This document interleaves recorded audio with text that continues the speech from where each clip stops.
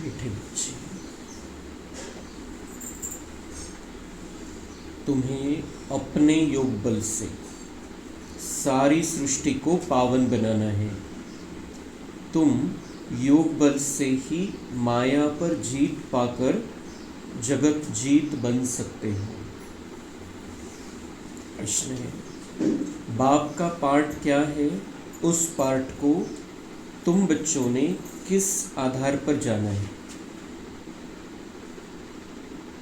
उत्तर, बाप का पाठ है सबके दुख हरकर सुख देना, रावण की जंजीरों से छुड़ाना।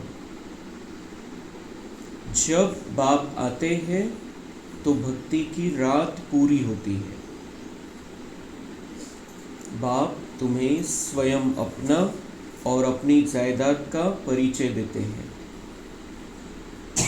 तुम एक बाप को जानने से ही सब कुछ जान जाते हो। गीत, तुम्ही हो माता, पिता तुम्ही हो बंधु, सखा तुम्ही हो। ओम शांति। बच्चों ने ओम शांति का अर्थ समझा है, बाप ने समझाया है। हम आत्मा है, इस सृष्टि ड्रामा के अंदर हमारा मुख्य पार्ट है। हम ऐसी आत्माएं हैं जिनका इस सृष्टि ड्रामा के अंदर मुख्य पार्ट है। हमको पता चला है मैं आत्मा हूँ। दुनिया में जितने भी शरीरधारी है सब आत्मा है ओरिजिनल, लेकिन हम उसमें विशेषता ये है कि हम कौन सी आत्मा है? इस सृष्टि ड्रामा के अंदर हमारा मुख्य पार्ट है। हम मुख्य पार्टधारी आत्मा है। एक एक सोमान बाबा जो देतो आपल्याला त्याचा नशा चढवत चालायचं आहे। आपण रोजच्या मुरलीमध्ये असे विविध प्रकारचे सोमान असतात। कितनी ऊंची बात भगवान समझा रहा है कि इस दुनिया में 800 करोड़ आत्माएं हैं लगभग, और उनमें से आप गिनी चुनी आत्माओं का संपूर्ण ड्रामा में 5000 वर्ष के मुख्य पार्ट है। तुम्हारा मुख्य पार्टधारी हम आत्माएं हैं। संगम युग में भी हमारा ही मुख्य पार्ट है, और संगम युग में जो पार्ट हम बजाते हैं उससे तो दुनिया ही परिवर्तन हो जाती है। ये गुप्त पार्ट है हमारा। सतयुग त्रेता में हम असूल में ऊंचे पार्टधारी जो लोगों को समझ में भी आता है। भक्ति मार्ग में भी मंदिरों में हमारी पूजा हो रही है तो वहां पर भी ऊंचा पार्ट है, लेकिन एक्चुअल में हम सब कुछ जो कुछ भी करते हैं वो अभी करते हैं संगम युग में। इसलिए ऊंचे ते ऊंचा पार्ट हमारा अभी का है। संपूर्ण ड्रामा में ऊंचा पार्ट है, लेकिन संगम युग में सबसे बड़ा, सबसे श्रेष्ठ, सबसे ऊंचा हमारा पार्ट है, क्योंकि हम दुनिया को बदल देते हैं अभी इस पार्ट से। आत्मा शरीर धारण कर पार्ट बचाती है, तो बच्चों को अब आत्म अभिमानी बना रहे हैं। इतना समय देह अभिमानी थे। कितना समय देह अभिमानी थे? 2 युग, द्वापर युग और कलयुग। 2 युग तक हम देह भान में थे। संपूर्ण 2 युग बीत गए जब हम अपने आप से दूर होते गए, हमारी ओरिजिनल स्थिति से हम दूर होते गए। तो अभी बाबा हमें फिर से हमारी ओरिजिनल स्थिति में लेकर आ रहा है। देह अभिमान 2 युगों का है, उसको मिटाना है। तो मन बुद्धि की कितनी मेहनत है, कितना अपने आप को समझाना पड़ेगा, कितना अपने आप को उस स्थिति में रखना पड़ेगा, क्योंकि 2 युगों की प्रैक्टिस है खुद को देह समझने की। झूठा समझ लिया हमने अपने आप को। हमारी अपना परिचय हमें झूठेपन में लेके गया, और वो मतलब जीवन ही झूठा बन गया, क्योंकि हम देहभान के आधार से जीवन जीते थे। लेकिन ओरिजिनल हमारा जीवन जो 2 युगों तक था, सतयुग त्रेता तक, वो क्यों था? क्योंकि हम सत्य स्थिति में रहते थे, हम आत्मिक स्थिति में रहते थे। और उस जीवन को फिर से प्राप्त करने के लिए बाबा भी इस युग के अंत में आया है और हमको फिर से आत्म अभिमानी बना रहा है। हमारा परिचय देता है, हमारी सत्य स्थिति बताता है, और वो जानकर हम वापस अपनी उस स्थिति को प्राप्त कर लेते हैं। अब अपने को आत्मा समझ बाप को याद करना है।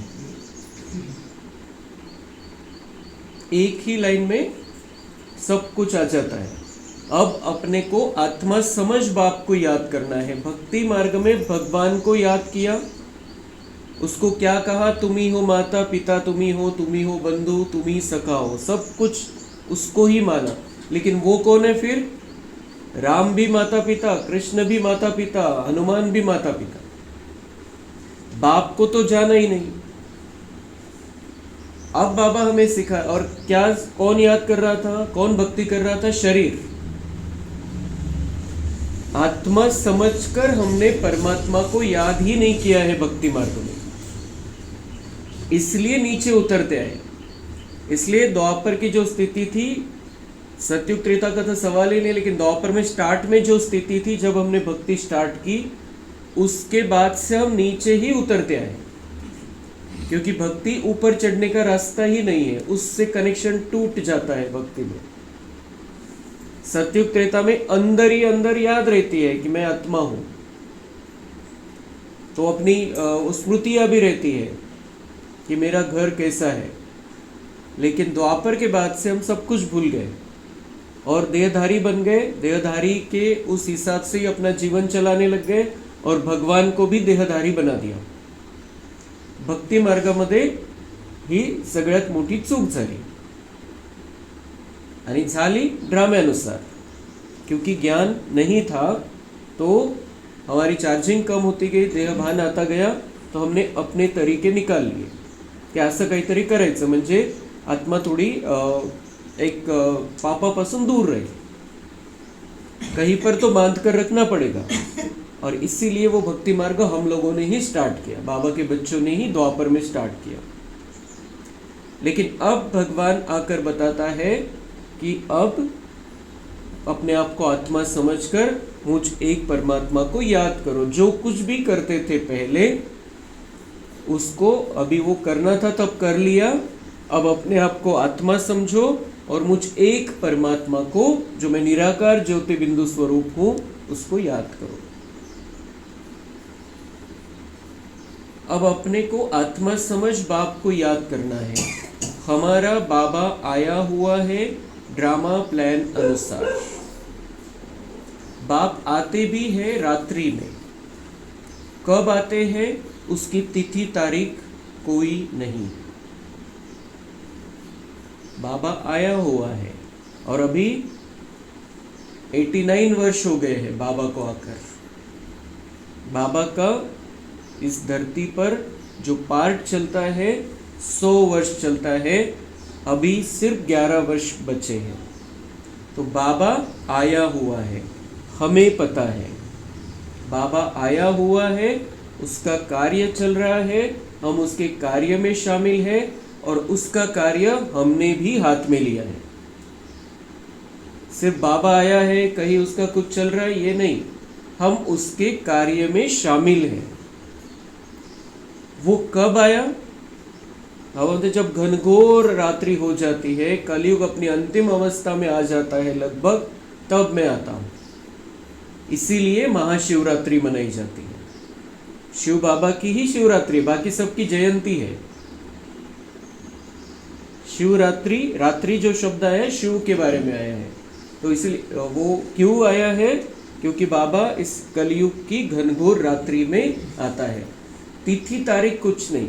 तिथि हमें जब ब्रह्मा बाबा में सबसे पहले प्रवेश किया, वही समय नहीं है बाबा का इस धरती पर आने का, क्योंकि वो कब आया उसकी तिथि तो निकाल सकते। कोणत्या तारखेला ब्रह्मा बाबा मध्ये शिव परमात्मानी प्रवेश करून ते 3 महावाक्य उच्चारण केले होते।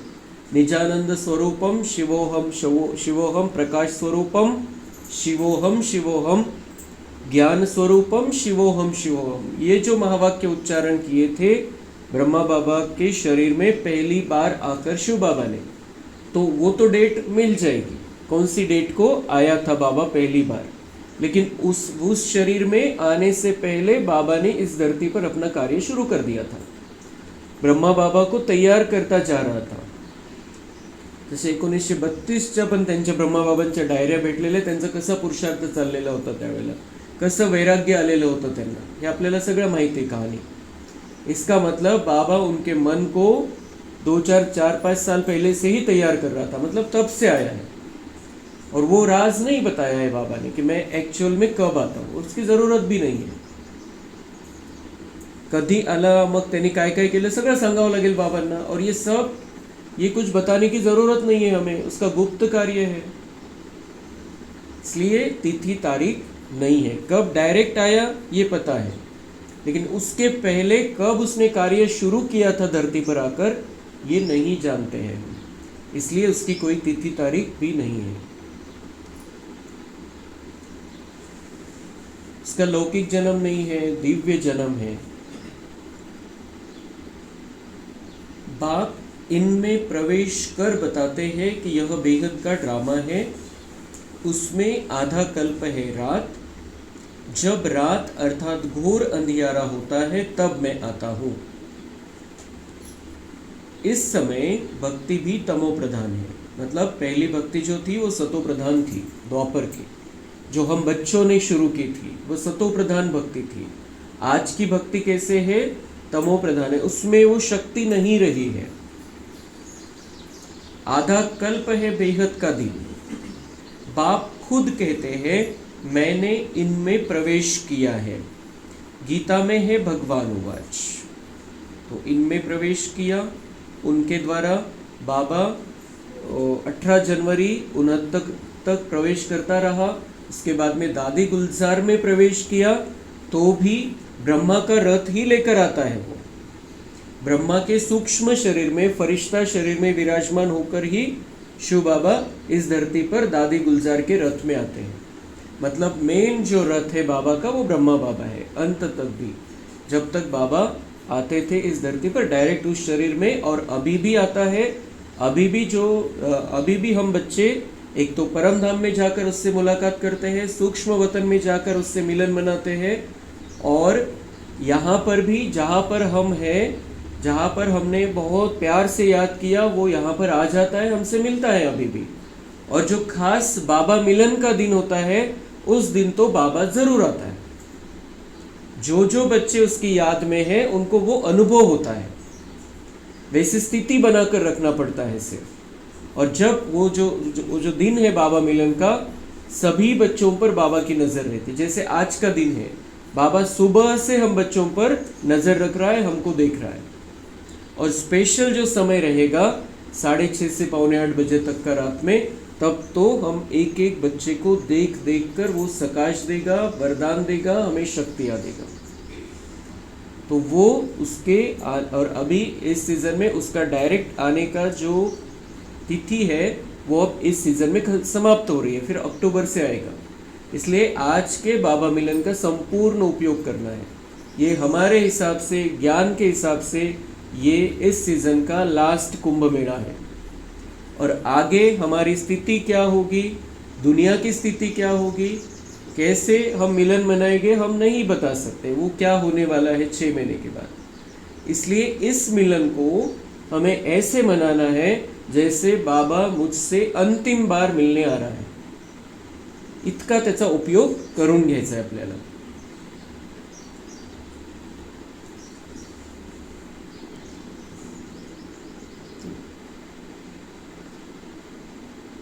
गीता में है भगवान उवाच, परंतु भगवान मनुष्य हो नहीं सकता।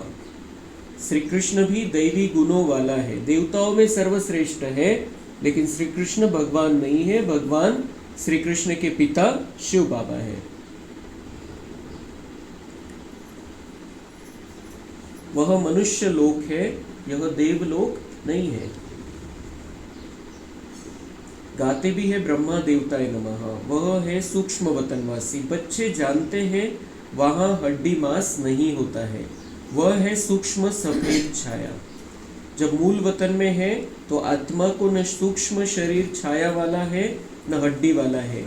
इन बातों को कोई भी मनुष्य मात्र नहीं जानते। ये दुनिया, यहाँ पर हम जो है इस दुनिया में पृथ्वी पर हम हैं, तो हमारा हड्डी मांस का शरीर भी है, सूक्ष्म शरीर भी है, लाइट का शरीर, और हम आत्मा भी, तीनों रूपों में हम यहाँ पर हैं।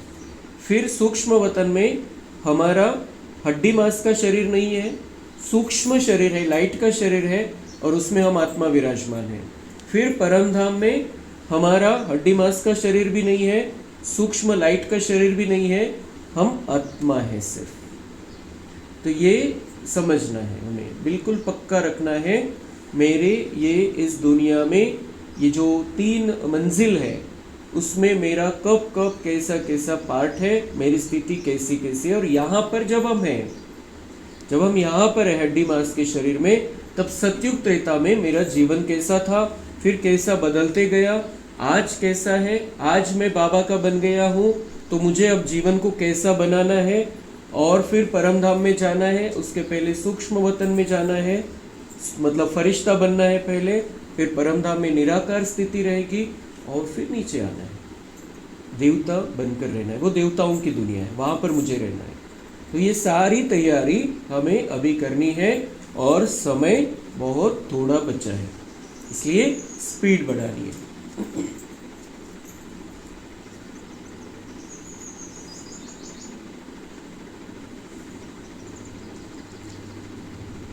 तो इन बातों को कोई भी मनुष्य नहीं जानते, बाप ही आकर सुनाते हैं, ब्राह्मण ही सुनते हैं, और कोई नहीं सुनते। कौन सुनेगा इस ज्ञान को? जो ब्राह्मण है, जो अभी ब्रह्मा की संतान बना है और अभी भ्रुकुटी में विराजमान आत्मा है, वही ब्राह्मण है और वही इस ज्ञान को सुनते हैं।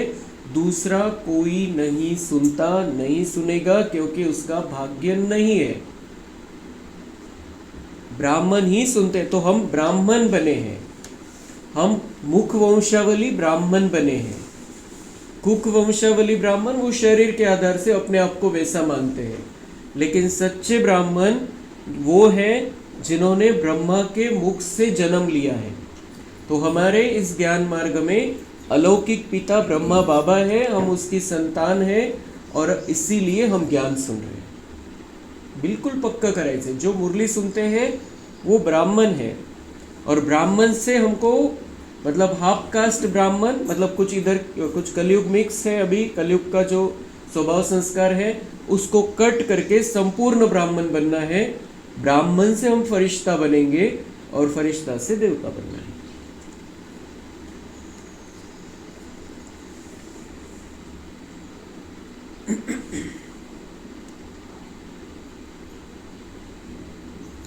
ब्राह्मण वर्ण होता ही है भारत में, वह भी तब होता है जब परमपिता परमात्मा प्रजापिता ब्रह्मा द्वारा ब्राह्मण धर्म की स्थापना करते हैं।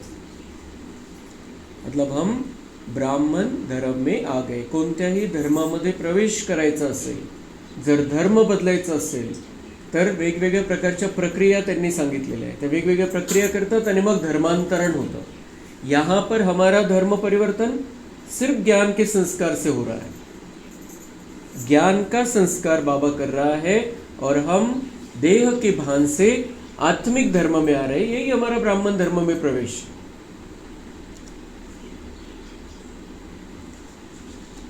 अब इनको रचता भी नहीं कहेंगे, नई रचना कोई रचते नहीं है, सिर्फ रिजुविनेट करते हैं। तो बाबा इस पुरानी दुनिया को नया बनाता है। आत्मा जो बिगड़ जाती है उसको पुनः आत्मिक स्थिति में वापस लेकर आता है, देवता की स्थिति में वापस लेकर आता है। तो बाबा क्या करता है? नई दुनिया नहीं बनाता है, पुरानी को नया करता है। बुलाते भी है, हे बाबा पतित दुनिया में आकर हमको पावन बनाओ। अभी तुमको पावन बना रहे हैं, तुम फिर योग बल से इस सृष्टि को पावन बना रहे हो। बाबा हमको पावन बना रहे हैं, और हम योग बल में इतनी ताकत है कि हम संपूर्ण सृष्टि को पावन बना सकते। इतना योग का महत्व है। हमारा बाबा से जो कनेक्शन होता है, जो हम योग लगाते हैं, उसका परिणाम ये होगा कि ये सारी सृष्टि पवित्र बन जाएगी। हम पवित्र बनेंगे, सृष्टि को पवित्र वाइब्रेशन जाएंगे, और ये दुनिया भी पवित्र बन जाएगी।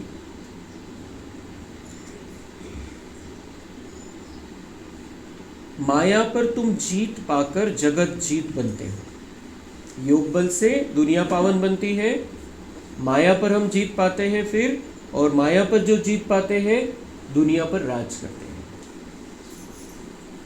उन्होंने, दुनिया वालों ने बाहुबल से दुनिया को जीतने का बहुत प्रयास किया. खूप जणांनी हा प्रयत्न केला की मला दुनियेवरती राज्य करायचे. सिकंदर किती प्रयत्न केला, लेकिन उसने अंत में सबको यही संदेश दिया, कितना भी कुछ कर लो, खाली हाथ आए हैं, खाली हाथ जाना है. वो हार कर वापिस चले गया. भारत में भी आया था लेकिन वापिस चला गया. सारी दुनिया पर किसी का भी राज नहीं हो सकता है हम बच्चों के सिवाय. आज भी रशिया, अमेरिका इतने पावरफुल देश हैं, दुनिया पर राज कर सकते हैं, लेकिन वो एक नहीं होंगे. भले ही अभी कुछ दिखा रहे हैं, हमारी दोस्ती है, थोड़ी थोड़ी दिखाने लगे हैं अभी रशिया और अमेरिका वाले, लेकिन वो एक नहीं हो सकते. अगर वो एक हो जाए तो दुनिया पर राज हो जाएगा. लेकिन ड्रामा में नूंद नहीं है ऐसी. ये दिखावा रहेगा ऊपर का, लेकिन अंदर ही अंदर वो एक दूसरे के शत्रु बनकर रहेंगे.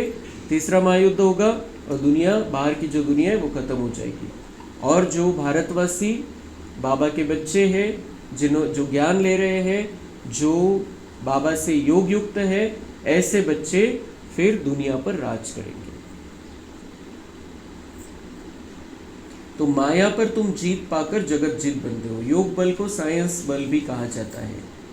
ये सच्चा साइंस बाबा हमें सिखाता है. जितना हम शांति में रहते हैं, अनेक प्रकार के हमारे जो जन्म जन्मांतर के पाप कर्म हैं वो भस्म होते हैं. हम जो शांति में रहते हैं तो हमारे अंदर दिव्य गुणों की धारणा होती है. हम शांति में रहते हैं तो दुनिया को सुंदर वाइब्रेशन जाते हैं. इसलिए ये बाबा, ये शांति वाली जो बात है हमारे अंदर, उसको बाबा कह रहे हैं यही साइंस है, यही सच्चा साइंस है. इससे ही सारा परिवर्तन होना है. ऋषि मुनि आदि सब शांति चाहते हैं, परंतु शांति का अर्थ तो जानते नहीं. यहाँ तो जरूर पार्ट बजाना है ना. वो चाहते हैं शांति, कि हमारा पार्टी खत्म हो जाए, लेकिन बाबा कह रहे वो शांति का अर्थ ही जानते नहीं है. जीवन चलता रहे, शांति भी रहे, शांति वाला जीवन रहे. शांति वाला जीवन हो सकता है जो सतयुग त्रेता में था, उनको पता ही नहीं है, वो जानते ही नहीं. वो सिर्फ परम धाम वाली शांति चाहते हैं. लेकिन बाबा कह रहे हैं ऊपर तो किसी को रहना नहीं है, नीचे पार्ट बजाने आना ही नहीं, आना ही है सबको. कितना भी शांति मांगते रहे, लेकिन वो परमानेंट शांति परम धाम वाली मिलने वाली नहीं है, क्योंकि वहाँ पर ड्रामा नहीं चलता है. ड्रामा इधर ही चलता है, और इसलिए ड्रामा में हर एक का पार्ट है, तो नीचे आना पड़ेगा. और शांति परम धाम में है, लेकिन अनुभव नहीं है जब शरीर में नहीं है आत्मा. इसलिए शांति क्या है वो जानते ही नहीं.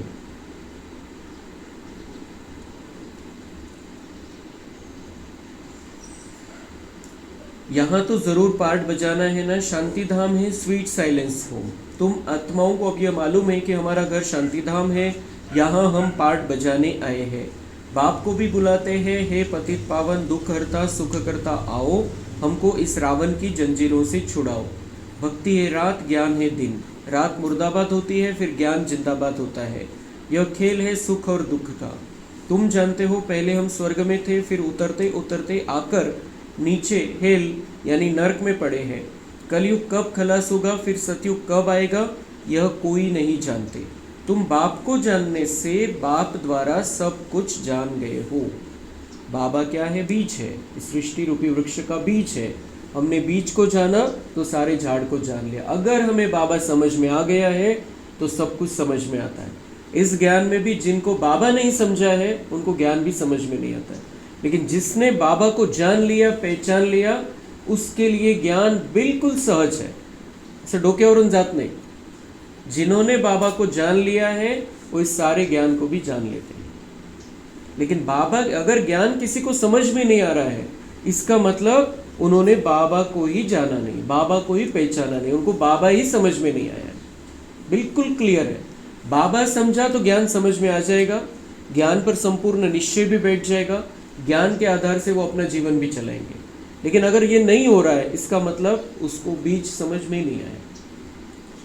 लेकिन हम बाबा के बच्चे इतने पक्के बच्चे हैं कि हमने बाबा को जान लिया है, इसीलिए बाबा के महावाक्य हमको अच्छे लगते हैं, समझ में आते हैं, उनको हम अनुभव करते हैं, जीवन में उतारते जा रहे हैं. मनुष्य भगवान को ढूंढने के लिए कितना धक्का खाते हैं, बाप को जानते ही नहीं, जाने तब जब बाप आकर अपना और जायदाद का परिचय दे। कितना धक्का खाते हैं, भगवान को ढूंढने के लिए कितने तीर्थ स्थानों पर जाते हैं, क्या क्या नहीं करते हैं, लेकिन भगवान तो मिला नहीं किसी को आज तक। वैसे काही तीर्थस्थानावर गेला आणि परमेश्वर भेटला आणि काही त्याला पूर्ण जीवनच परिवर्तन झालं, काही त्याला वेगळंच वरदान मिळालं, एक अलग ही कुछ हो गया उसके जीवन में। ऐसा तो कभी भी किसी के साथ भी किसी भी तीर्थ स्थान पर जाने से नहीं हुआ।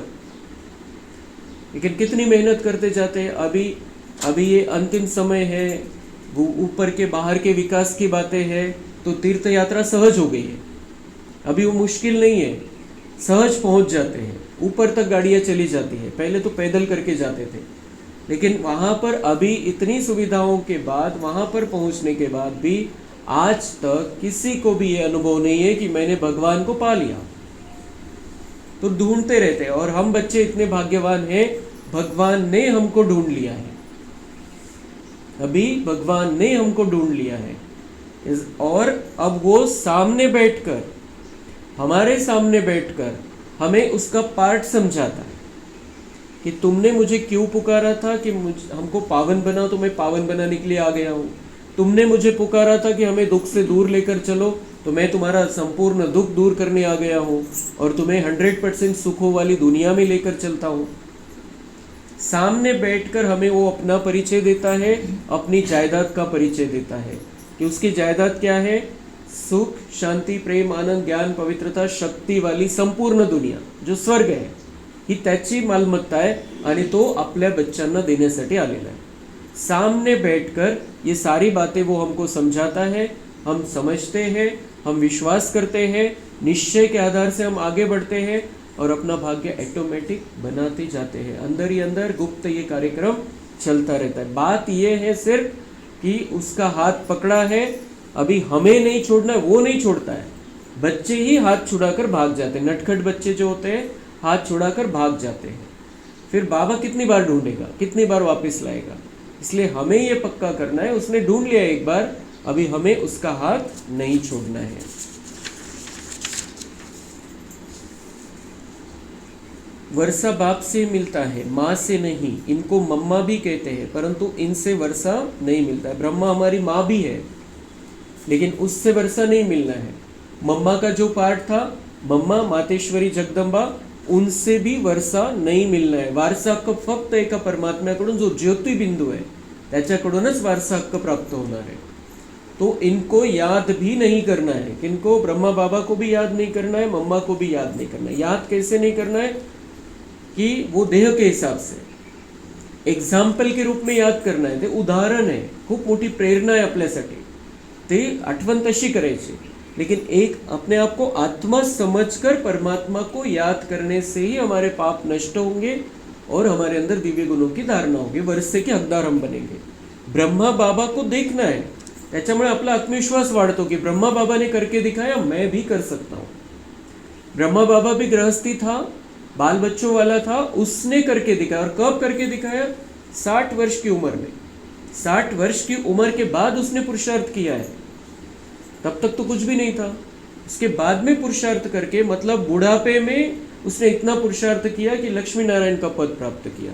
मम्मा का उदाहरण रखा है बाबा ने हमारे सामने कि वो कुमारी थी, वो, और दुनिया वाले क्या कहते हैं, आध्यात्मिकता ये बुढ़ापे का काम है, ते म्हातारं झाल्यावर मग भक्ती वगैरह करायची। लेकिन मम्मा का उदाहरण हमारे सामने है, कुमारी थी, बहुत सुंदर थी, अगले सभी बातों में होशियार थी, जो दुनिया की बातें रहती है, लेकिन उसने इतना पुरुषार्थ किया, लक्ष्मी का पद प्राप्त कर लेगी। मतलब ये उम्र का सवाल नहीं है, आत्मा जो पुरुषार्थ करेगी वो ऊंचे लेवल की देवता यहाँ पर बन सकती है। उम्र ये वो कोई विघ्न रूप नहीं है इसके अंदर, छोटे उम्र के या ज़्यादा उम्र के। तो ब्रह्मा विष्णु शंकर भी शिव के बच्चे हैं, यह भी कोई नहीं जानते। बेहद की सारी दुनिया का रचयिता एक ही बाप है, बाकी सब है उनकी रचना या हद के रचयिता। अब तुम बच्चों को बाप कहते मुझे याद करो तो तुम्हारे विकर्म विनाश हो। मनुष्य बाप को नहीं जानते हैं तो किसको याद करे? इसलिए बाप कहते कितने निधन के बन पड़े, अनाथ हो गए थे, बाप को ही नहीं जानते थे अपने। यह भी ड्रामा में नोंद है। बाबा मतलब दोष किसी का नहीं है, ये ड्रामा बना हुआ है। इसलिए किसको याद करते थे, क्यों याद करते थे, ऐसा नहीं करना चाहिए था, ऐसे ये इस प्रकार की भक्ति नहीं करनी चाहिए थी। बाबा मतलब ये संकल्प नहीं चलाने हैं, ये ड्रामा है, ड्रामा में नूंद है।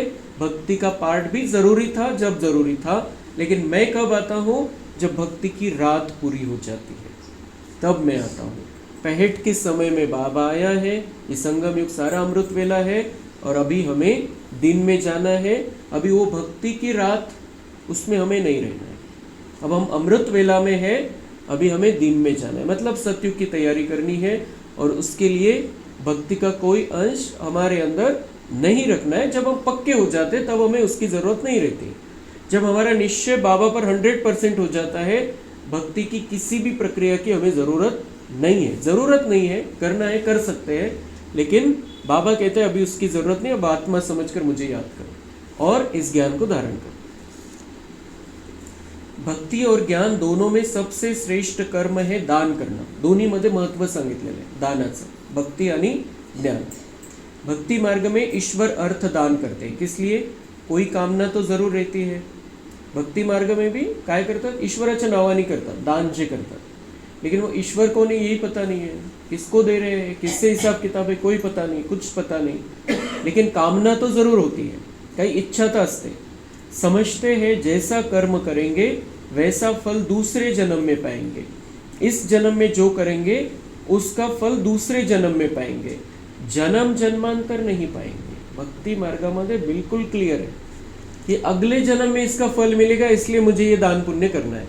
जन्म जन्मांतर हा विषयच भक्ति मार्गामध्ये नहीं है। एक जन्म के लिए फल मिलता है, उसका फल कितना मिलता है, एक जन्म के लिए, संपूर्ण नहीं मिलता। काही एक विशेष गोष्ट चांगली राहील, या जन्मात शाळा उघडली, पुढच्या जन्मात त्याचं शिक्षण चांगलं होईल, तो वो फल मिल गया उसको। एक जन्म के लिए थोड़ा सुख मिल जाता है किसी बारे में। सबसे अच्छे से अच्छा कर्म होता है दान। दानी को पुण्यात्मा कहा जाता है, भारत को महादानी कहा जाता है। भारत में जितना दान होता है उतना और कोई खंड में नहीं। ये जो दान पुण्य की बात है, दान देने की जो बात है, ये तो ज़्यादा भारत में ही है, दूसरे खंड में ये बात नहीं है। बाप भी आकर बच्चों को दान करते हैं, बच्चे फिर बाप को दान करते हैं। बाबा क्या करते हैं, बच्चों को दान करते, देते हैं। क्या देते हैं, स्वर्ग की बादशाही।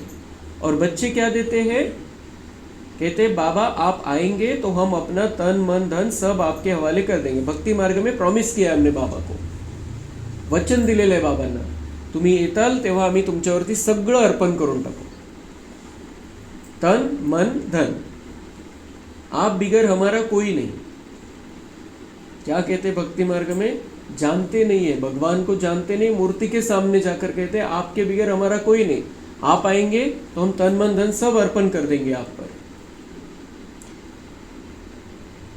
बाप भी कहते हैं मेरे लिए तुम बच्चे ही हो, बाबा के लिए हम बच्चे ही है सब कुछ। मुझे कहते ही है हेवनली गॉड फादर, अर्थात स्वर्ग की स्थापना करने वाला, मैं आकर तुमको स्वर्ग की बादशाही देता हूँ। बच्चे मेरे अर्थ सब कुछ दे देते हैं, बाबा सब कुछ आपका है। अब हम बच्चे बन गए हैं, बाबा को पहचान लिया है, तो समझ के सहित हम बाबा को कहते हैं बाबा मैं आपका हूँ, तो मेरा सब कुछ आपका हो गया ऑटोमेटिक। मैं ही बाबा का हो गया तो जो मैं मेरा कहता हूँ वो भी बाबा का ऑटोमेटिक हो गया। और हम दिल से कहते हैं बाबा को, बाबा ये तन आपका, ये मन आपका, ये धन आपका, आपको जैसे यूज करना है कराना है आप करो। और उसका रिटर्न कितना मिलता है हमें फिर, जो हम तन मन धन बाबा को अर्पण करते हैं, हम अपने विकार बाबा को अर्पण करते हैं, तो उसका रिटर्न कितना मिलता है, जन्म जन्मांतर। भक्ति मार्ग में एक जन्म के लिए कुछ मिलता है, लेकिन यहाँ पर डायरेक्ट ईश्वर के अर्पण हम करते हैं तो जन्म जन्मांतर 21 जन्म 21 पीढ़ियाँ, संपूर्ण 21 जन्म 2500 वर्ष, उसका फल हमें मिलता है। भक्ति मार्ग में भी कहते थे बाबा यह सब कुछ आपका दिया हुआ है, जिनको वे बाबा कहते थे, उनको क्या कहते थे वो मूर्ति के सामने, ये सब कुछ आपका दिया हुआ है। बहुत भक्ति भावना से कहते थे कि बाबा ये सब कुछ आपका दिया हुआ है, मतलब आपका है। फिर वह चला जाता है तो दुखी हो जाते हैं। अगर वो चला गया, अगर बाबा का है, वो चला भी गया तो दुखी क्यों होना है? लेकिन दुखी होते, मतलब दिल से कहा नहीं। ये बाबा कह रहा है कि दिल से नहीं कहा। भक्ति मार्ग में सिर्फ शब्द आए हैं, लेकिन तुम बच्चे दिल से कहते हो, समझते हो ज्ञान के आधार से। वह है भक्ति का अल्पकाल सुख। बाप समझाते भक्ति मार्ग में तुम मुझे दान पुण्य करते हो इनडायरेक्ट, उसका फल तो तुमको मिलता रहता है। अब इस समय मैं तुमको कर्म अकर्म विकर्म का राज बैठ समझाता हूँ। कितनी बार बाबा कह रहा है आज बैठने वाला है हमारे सामने, इसलिए क्या कह रहा है, मैं तुमको बैठ कर समझाता हूँ, सामने बैठ कर समझाता है ये सारी बातें। और हम समझेंगे। आज बहुत ध्यान से बाबा की बातों को सुनना है, बाबा से वाइब्रेशन लेने हैं, दृष्टि लेनी है। जो कुछ भी बाबा ने कहा, अगर कोई शब्द समझ में नहीं आता है, हम तो बाद में समझ ही लेते हैं हर बात को, लेकिन मेन बात यह है कि मैं आज बाबा के सामने बैठने वाला हूँ। मेरी आज भगवान से मीटिंग है, भगवान के साथ मीटिंग है। भगवान ने अपॉइंटमेंट दी है। ऐसे तो रोज की अपॉइंटमेंट है, रोज उससे मिलन मनाना है, लेकिन आज स्पेशल हमारे लिए परम धाम से वो यहाँ पर आएगा और हमारे से बातचीत करेगा। बिल्कुल पक्का रखना है हमें। आज दिन भर हम ये अभ्यास करेंगे, एक ही अभ्यास करना है। आज दिन भर हम सब मिलकर एक ही अभ्यास करेंगे दिन भर। अभी भी मुरली चल रही है तब भी, और मुरली के बाद में भी मन ही मन, अंदर ही अंदर ये चलते रहना चाहिए। मैं बाबा का हूँ, बाबा मेरा है। मैं बाबा का हूँ, बाबा मेरा है। मैं कौन? मैं आत्मा। बाबा कौन? वो निराकार ज्योति स्वरूप। तो ऐसे देखते हुए ये बार बार मन बुद्धि को उसी ओर रखना है, एकाग्र ठेवायचे आपल्याला मन बुद्धीला। मैं बाबा का हूँ, बाबा मेरा है। और फिर इस स्थिति में रहते हुए बाबा से मिलन मनाना है। किससे मिल रहे हैं? वो कोई आ रहा है, किसी के तन में आ रहा है, कुछ बात करने वाला, ऐसे नहीं। मैं बाबा का हूँ, बाबा मेरा है। और फिर शाम में उसके सामने बैठना है इस स्थिति में कि मैं जिसका हूँ वो खुद आकर मुझे समझा रहा है, बैठकर समझा रहा है। मैं बाबा का हूँ, बाबा मेरा है। दिन भर बार बार ये प्रैक्टिस करनी है। जब भी समय मिले 2-3 मिनट बैठकर भी बीच बीच में, मैं बाबा का हूँ, बाबा मेरा है। मैं बाबा का हूँ, बाबा मेरा है। तो वो अलग ही बाबा अनुभव कराएगा। फिर ये अनुभव हमें 6 महीने नहीं मिलने वाला है, बिल्कुल पक्का करना है। ये अंतिम, अभी इस सीजन का अंतिम मिलन है मेरा बाबा के साथ, और इस मिलन का मुझे पूरा फायदा उठाना है। पूरी संपूर्ण दृष्टि लेनी है, संपूर्ण, जो जितना देर वो बैठा है उतना देर उससे मुझे किरणें लेनी है, शांति प्राप्त करनी है, उससे शक्ति लेनी है। जो मुझ आत्मा को सतोगुणी आत्मा बनना है, तो वो सतोगुण मुझे अपने अंदर धारण करने हैं। 7 रंगों की किरणें बाबा से लेते रहना है, कभी शांति की, कभी प्यार की, कभी आनंद की। शब्दों पर ध्यान रहे न रहे तो भी चलेगा, लेकिन बाबा से ये जो मिलन का अनुभव है ये आत्मा को करना है। परमात्मा से हम 2-3 दिन के बाद देख लेंगे कि बाबा ने क्या कहा था। उतना ध्यान नहीं भी रहा शब्दों पर तो चलेगा, लेकिन ये चांस है बाबा से शांति लेने का, शक्ति लेने का, प्यार लेने का, उसका प्यार पाने का। उसके चेहरे पर प्यार है, उसके आंखों में प्यार है, वो सब कुछ ले लेना है हमें, सब कुछ खींच लेना है। स्पंज बनकर बैठना है और बाबा से वो सब कुछ हमें आज खींच लेना है। और उसके लिए मन की सेटिंग आज दिन भर करनी है। मैं बाबा का हूँ, बिल्कुल पक्का विश्वास के साथ कि मैं बाबा का हूँ और बाबा मेरा है। ये भक्ति मार्ग वाले वैसी बात नहीं है शब्दों की, अंदर से महसूस करना है मैं बाबा का हूँ, उस बाबा को मैंने पहचान लिया है, बाबा ने मुझे ढूंढ लिया है। अब ये रिश्ता कभी ख़त्म नहीं होगा। अब इस रिश्ते में रहते हुए मुझे अपने आप को देवी देवता पद दिलाना है, इस दुनिया को स्वर्ग बनाना है। तो भगवान बैठकर हमें ये सारी बातें समझाता है। हमें दुख से सुख में लेकर जाता है, हमें कर्मों के जो सिद्धांत है वो समझाता है। कर्म, अकर्म और विकर्म, 3 मुख्य बातें बाबा ने हमें समझाई है।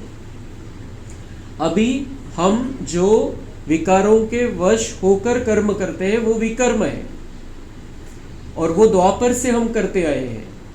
अभी बाबा, हम संगम युग में है, संगम युग में बाबा हमें सिखाता है सुकर्म करना, अच्छे कर्म करना, जिससे पुण्य की पूंजी जमा हो जाए।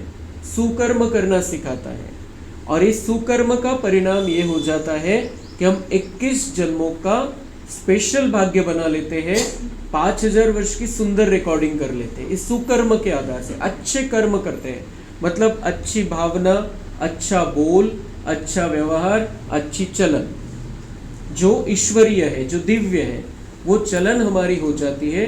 तो इस सुकर्म का परिणाम हमारी प्रारब्ध बन जाती है, भाग्य बन जाता है। फिर बाबा ने हमें सिखाया है सतयुग और त्रेता में क्या है, अकर्म है। अकर्म मतलब कर्म का कोई फल नहीं है, अच्छा भी फल नहीं है, बुरा भी फल नहीं है। क्योंकि जब हम अच्छा करते हैं कुछ किसी के लिए तो पुण्य जमा होता है। तिथं कोणासाठी काही चांगलं करायची गरजच नाही, प्रत्येक जण भाग्य घेऊन आलेला आहे, प्रत्येक जण देवता है। तो देवता के लिए क्या पुण्य करेगा? इसलिए सतयुग त्रेता में पुण्य का चांस नहीं है, अकर्म है।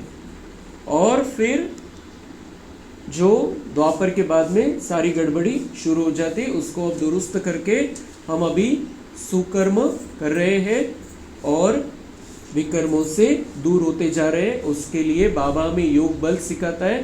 तो 3 बातें बाबा ने हमें दी है इन विकर्मों से बचने के लिए। ज्ञान की तलवार है, योग का कवच है, बाबा ने हमें योग का कवच दिया है, ज्ञान की तलवार दी है, और सबसे मेन बात बाबा ने हमें दी है ड्रामा की ढाल। ड्रामा की ढाल, कोई भी किसी भी बात को देखते हुए हमें साक्षी स्थिति को अपनाना है। ड्रामा चल रहा है, ड्रामा चल रहा है, जो मेरा पार्ट है इस ड्रामा में मुझे बजाना है उस समय का। सामने जो कोई भी कुछ भी कर रहा है, मेरे साथ कुछ हो रहा है, कैसी भी परिस्थिति है, ड्रामा चल रहा है। तो ये ड्रामा की ढाल सदा अपने साथ में रखनी है, तो हम सदा उस माया पर जीत पाते रहेंगे। कवच है, अगर योग का कवच है, बाबा से कनेक्शन में हम हैं, तो माया हमारे ऊपर अटैक नहीं कर सकती या जीत नहीं सकती है। और ज्ञान की तलवार है, तो ज्ञान की तलवार के आधार से हमें जो भी कोई बातें सामने आती है, जो भी हमारे सामने कोई गलत बात हो जाती है, कोई हमारे साथ में गलत बात हो जाती है, कोई तबीयत की बात है, कोई किसी प्रकार का प्रॉब्लम है, क्या करना है, सब ज्ञान में आ जाता है। तो ज्ञान तलवार के आधार से हमें इस युद्ध में जीत पानी। हम युद्ध के मैदान पर हैं और अभी हमें असुर से देवता बनना है। असुर आएंगे हमारे अंदर के हमारे से लड़ने के लिए, तो इन तीनों शस्त्रों का हमें उपयोग करना है और जीतना है। तो बाबा हमें ये सारी बातें रोज सिखाता है, उनका पूर्ण उपयोग करके हमें हमारा अभी का जीवन सुंदर बनाना है और आगे का भाग्य बनाना है। अच्छा, मीठे मीठे सिक्के लथे बच्चों प्रति माता पिता बाप दादा का याद, प्यार और गुड मॉर्निंग। रूहानी बाप की रूहानी बच्चों को नमस्ते। हम रूहानी बच्चों की रूहानी बाप दादा को याद, प्यार, गुड मॉर्निंग, नमस्ते। वहाँ बाबा वहाँ, शुक्रिया बाबा शुक्रिया। धारणा के लिए मुख्य सार है, कलयुगी सर्व कर्म बंधनों को बुद्धि से भूल, 5 विकारों का दान कर आत्मा को सतो प्रधान बनाना है। एक ही साइलेंस के शुद्ध घमंड में रहना है। कलयुगी कर्म बंधन, बाबा हमें सिखाता है कि अभी कर्म बंधनों से मुक्त होकर सतयुगी संबंध में जाना है। तो यहाँ देहभान वाले जो रिश्ते नाते उनको बुद्धि से निकाल, सबको आत्मा समझ, ममत्व निकाल देना है और सबको स्नेह देना है। ये बैलेंस का जीवन हमें बाबा सिखा रहा है। विकारों का दान करके आत्मा को सतो प्रधान बनाना है। विकारों का दान कर देना है। जो दान की बात बाबा ने कही, तन मन धन करना है वो तो अलग चीज़ हो गई, लेकिन मेन दान क्या करना है? विकारों का दान। बाबा को विकारों का दान दे देना है। वो सागर है, वो हमारे विकार उसमें खत्म हो जाएंगे, बाबा को दे देने हैं। और एक ही साइलेंस के शुद्ध घमंड में रहना है, एक ही साइलेंस के शुद्ध घमंड में रहना है। घमंड अगर रखना है, गर्व अगर रखना है, अभिमान रखना है, तो वो शांति की अवस्था का रखना है। हमें अपनी शांति की अवस्था बनाकर रखनी है। ये साइलेंस, ये जो साइलेंस है, इसके आधार से ही हम बाबा से मिलन बना सकते हैं। ये जो साइलेंस है, इसके आधार से ही हम बाबा को अपने पास बुला सकते हैं। जो अंदर शांति है, उसी आधार से हम मन बुद्धि के विमान द्वारा उड़कर परम धाम में पहुंच सकते हैं और रिटर्न आ सकते हैं, पहुंच सकते हैं, जा सकते हैं, आ सकते हैं शांति की स्थिति से। दुनिया में आता आपण बघितलं की ती जी बहीण आपली अडकली होती वरती, जी सुनीता विलियम्स वरती अडकली, 8 दिवसासाठी गेली आणि 9 महिने तिथं अटकली. जाण्यासाठी किती खर्च होता? तिथलं राहणं तिथं खूप मोठी गोष्ट आहे. तिथं राहावं लागलं एकटं. तिथून इथं येण्यासाठी आणि इथून तिथं जाण्यासाठी किती खर्च करावे लागले, किती मेहनत, किती परेशानी, किती जणांची मेहनत, किती जण त्याच्यामध्ये त्या कार्यामध्ये अटकलेले होते कि उसको वापस लाना है, वे वहाँ से वापस लाना है. 9 महीने से प्रयत्न चल रहा था. और जब वापस लाने का जो खर्चा है, उस जिस यान में उसको वापस लाया गया, 2000 करोड़ रुपए खर्चा आया उसको वापस लाने के लिए. ले जाने के लिए कितना, और वो प्रोजेक्ट का कितना खर्चा हुआ है सब. और प्राप्ति तो कुछ होने वाली नहीं है, बाबा ने पहले ही बता दिया है. लेकिन अब वो जाते रहते करते हैं, वो एक अलग विषय है उनका. ये साइंस भी कुछ ना कुछ हमें काम में आने वाली है, वो अलग बातें हैं. लेकिन बाबा हमें क्या सिखाता है? हम 1 सेकंड में मन बुद्धि के द्वारा परम धाम में जा सकते हैं. वो तो इस आकाश तक जाते हैं, सूर्य चांद सितारों के आसपास रहते हैं. लेकिन बाबा हमें सिखाता है 1 सेकंड में अगर आपकी शांत अवस्था है अंदर, तो मन बुद्धि के विमान द्वारा उड़कर आप परम धाम में जा सकते हैं, कोई खर्चा नहीं.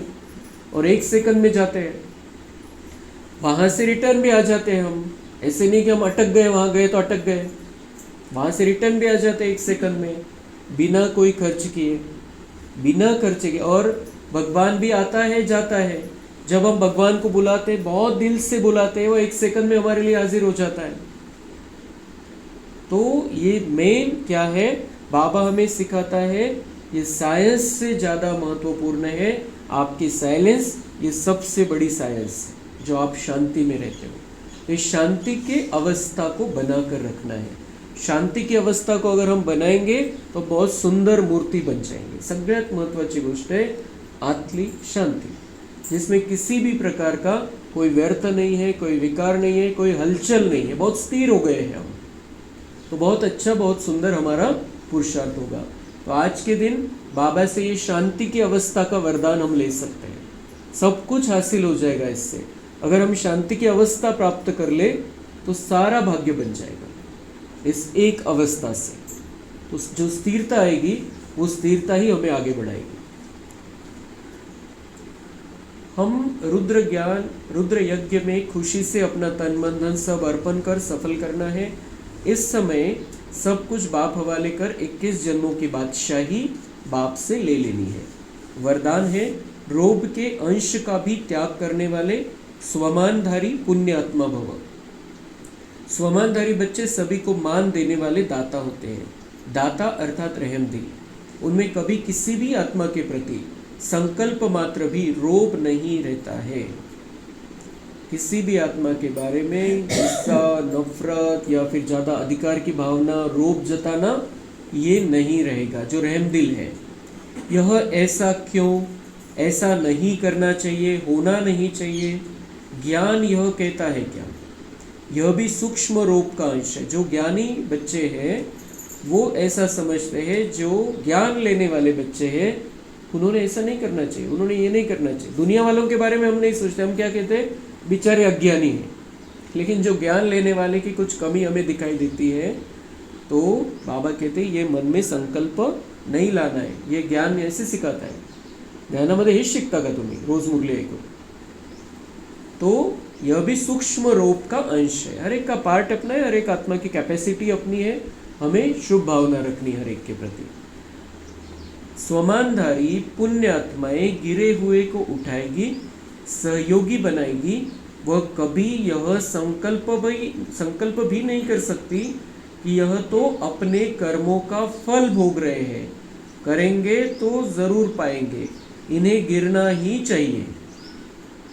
ये ब्राह्मणों के संकल्प नहीं होने चाहिए की हां याच्या कर्माचं फळ भोगतोय, बरोबर आहे, केलं असेल ना म्हणून मग भोगावंच लागेल, क्योंकि ड्रामा का ज्ञान पक्का है, हमको ड्रामा पक्का हो गया, हमारे बारे में हम यूज करना कभी कभी भूल जाते हैं, लेकिन पण दुसऱ्याच्या बाबतीत जर काही झालं तर बिलकुल पक्का आठवतं आपल्याला, हां ड्रामा आहे आणि असं केलं असेल ना याला भरावंच लागेल। तो बाबा कह रहे अज्ञानियों के बारे में तो आप नहीं सोचते, उनके लिए रहमदिल बन जाते हैं, लेकिन जो ज्ञान लेने वाले बच्चे हैं अगर कोई गड़बड़ करते हैं तो पता है ज्ञान है तो भी ये ऐसे कर रहा है, तो ठीक आहे, व्हायला त्याला शिकलंच पाहिजे, अद्दल घडलीच पाहिजे। ये ऐसे कुछ संकल्प आते हैं, सूक्ष्म में भी नहीं आने चाहिए, ये बाबा हमें सिखा रहा है। ऐसे संकल्प आप बच्चों के नहीं हो सकते।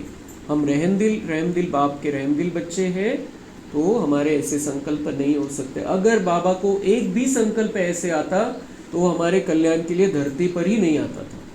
यांना इतकं सगळं चांगलं दिलं होतं, हे सगळं काय झालं, काय करून ठेवलं यांनी, जाऊ दे आता बघू दे यांच्या कर्माची फळ, वो भी ऐसे सोचकर बैठ जाता था परमधाम में। इसलिए वो हम रहमदिल बाबा के बच्चे हैं, वो रहमदिल है, हमें भी रहमदिल बनकर रहना है, चाहे ज्ञानी आत्मा हो चाहे अज्ञानी आत्मा हो। स्लोगन, संतुष्टता और प्रसन्नता की विशेषता ही उड़ती कला का अनुभव कराती है। जितना हम संतुष्ट और प्रसन्न रहेंगे उड़ती कला में रहेंगे। इसलिए इसके लिए आवश्यक क्या है, मेन बात आत्मिक स्थिरता, आत्मिक शांति, तो हम संतुष्टता में भी रहेंगे और प्रसन्न भी रह पाएंगे। अव्यक्त इशारे है आज का पॉइंट है। सत्यता की शक्ति की निशानी है निर्भयता। कहा जाता है सच तो बीठो नच, अर्थात सत्यता की शक्ति वाला सदा बेफिक्र निश्चिंत होने के कारण, निर्भय होने के कारण खुशी में नाचता रहेगा।